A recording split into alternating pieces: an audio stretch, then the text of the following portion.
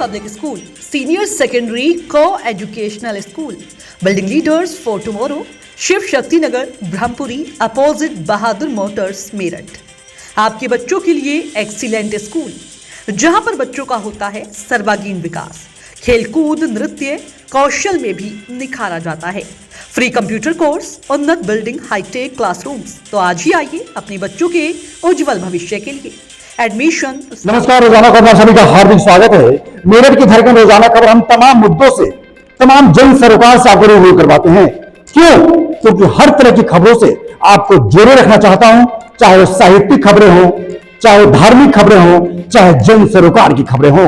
चुनावी चौपाल में भी हम आपको दिखाते हैं किस तरीके से मेरठ में खबरें हैं और रोजाना खबर के बाद खबर दुरुस्त भी होती है, समस्या दूर भी होती है। ऐसे में आज इस मुद्दे पर हम बात करेंगे जिसको लेकर इंटरनेशनल विवाद चल रहा है। आप सभी जानते होंगे धीरेन्द्र शास्त्री जी महाराज, जो बागेश्वर धाम के पुजारी हैं, कम उम्र के हैं, लेकिन उन्होंने अंतर्राष्ट्रीय स्तर पर ख्याति अर्जित की है। सबसे बड़ी बात क्या है कि जब आप ख्याति अर्जित करते हैं तो दोस्ती के साथ दुश्मनी भी साथ चलने लगती है, विवाद भी साथ चलने लगता है। तमाम लोगों के साथ भी होता है। खैर, उनकी जो पर्सनालिटी है उनको लेकर तमाम हिंदू ही नहीं, तमाम धर्म के लोग ही नहीं, बल्कि जहां तक जो हम धर्माचार्य मानते हैं अपने उस शंकराचार्य को, उन तक भी विवाद में कूद गए हैं। उन्होंने तमाम मुद्दे को लेकर धीरेन्द्र शास्त्री जी महाराज को आड़े हाथों लिया है। लेकिन सबसे बड़ी बात क्या है कि तमाम चैनल द्वारा तमाम चीजों पे रिसर्च करने के बाद ये सामने आया है कि धीरेन्द्र शास्त्री जी महाराज की जो कथा है या जो बताते हैं लोगों का, वो धर्म और हनुमान जी की जो शक्ति है वो अद्भुत है। इसी मुद्दे पर बात करने के लिए हमारे साथ देश के जाने माने कथावाचक पंडित प्रशांत जी महाराज हमारे साथ जुड़ गए हैं, जो कानपुर के हैं लेकिन पूरी इंडिया में कथा करते हैं। सर नमस्कार, रोजाना खबर आपका बहुत बहुत स्वागत है। बहुत बहुत धन्यवाद।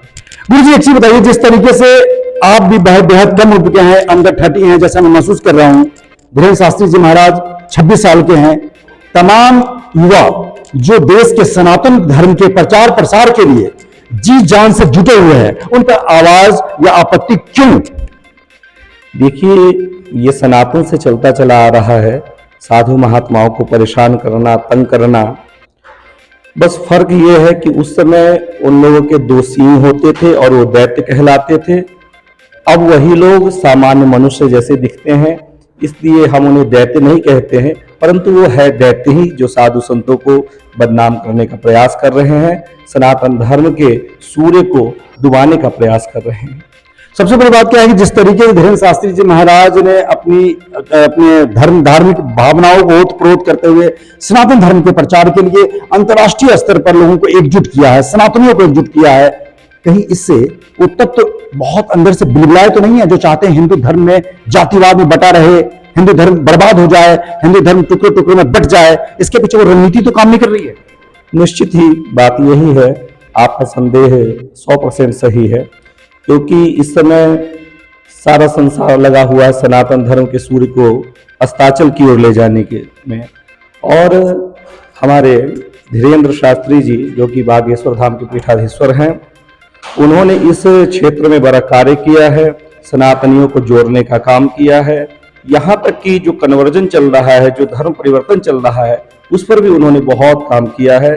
और बहुत ऐसे हैं जो ईसाई हो चुके थे, जो अन्य धर्मों में जाकर के मिल चुके थे, उनका उन्होंने घर वापसी करवाया। तो ये जो कर रहे हैं, मुझे लगता है ये काम इनका बहुत अच्छा है और इसी प्रकार से उन्हें चलना चाहिए। तो गुरु जी, एक चीज बताइए, जिस तरीके से आप लगातार कथा करते हैं और लोगों को जोड़ते भी हैं, कहीं ना कहीं हमारे धर्म के में कुछ लोग ऐसे हैं जिन्होंने सबसे पहले आवाज उठाया, महाराष्ट्र को भी हिंदू हैं। शंकराचार्य जी ने कहा कि आके जोशीमठ की दरारें भरे। तो क्या ये सही लगता है कि शंकराचार्य को हम भगवान के बाद दूसरे नंबर पर इस धरती पर जीवित भगवान मानते हैं? तो ऐसे में खुद सनातनी, चाहे वो धीरेन्द्र शास्त्री जी हों या प्रशांत जी महाराज हो, अगर अच्छे कार्य के लिए आगे बढ़ रहे हैं, तो क्या शंकराचार्य जैसे लोगों को इस पर कूदना चाहिए था? अब देखिए, शंकराचार्य जी के विषय में बोलना, अब चूंकि हमारे धर्म के सर्वोच्च पद पर हैं तो बोलना तो नहीं चाहिए, परंतु फिर भी मैं बोल रहा हूं कि देखिए, शंकराचार्य जी ने जो कहा कि अगर वो चमत्कारी हैं, अगर वो चमत्कार दिखा सकते हैं तो जोशीमठ में आकर के जोशीमठ के दरारें भर दें। तो उन्हें मैं पहली बात कहना चाहूँगा आपकी मीडिया के माध्यम से, अगर कोई उड़ने की कला में प्रवीण है और आप उसे कहेंगे कि आप संगीत बजा दीजिए तो नहीं बजा पाएगा। कोई हवाई जहाज चलाना जानता है, आप उसे कहेंगे कि आप कोई ऐसा कार्य, आप जैसे मीडिया का ही काम कर रहे हैं, कंप्यूटर का काम कर रहे हैं, तो आप उस व्यक्ति से कहेंगे कि आप कंप्यूटराइज काम कीजिए, वो नहीं कर सकता है। हर व्यक्ति अपने अपने कार्य में दक्ष होता है। जैसा कि बागेश्वर धाम के पीठाधीश्वर पंडित धीरेन्द्र शास्त्री, उन्हें हनुमान जी की सिद्धि है और सिद्धि के द्वारा जो हनुमान जी प्रेरणा देते हैं, तो वो अपने आए हुए भक्तों को समस्या का समाधान बताते हैं। समस्या क्या है, किस प्रकार से क्यों परेशान चल रहे हैं, वो बताते हैं। तो शंकराचार्य का ये कहना बिल्कुल गलत है कि आप जोशी मठ में आकर के और जोशी मठ के दरारे भरे, तो उन्हें समझना चाहिए इस बात को।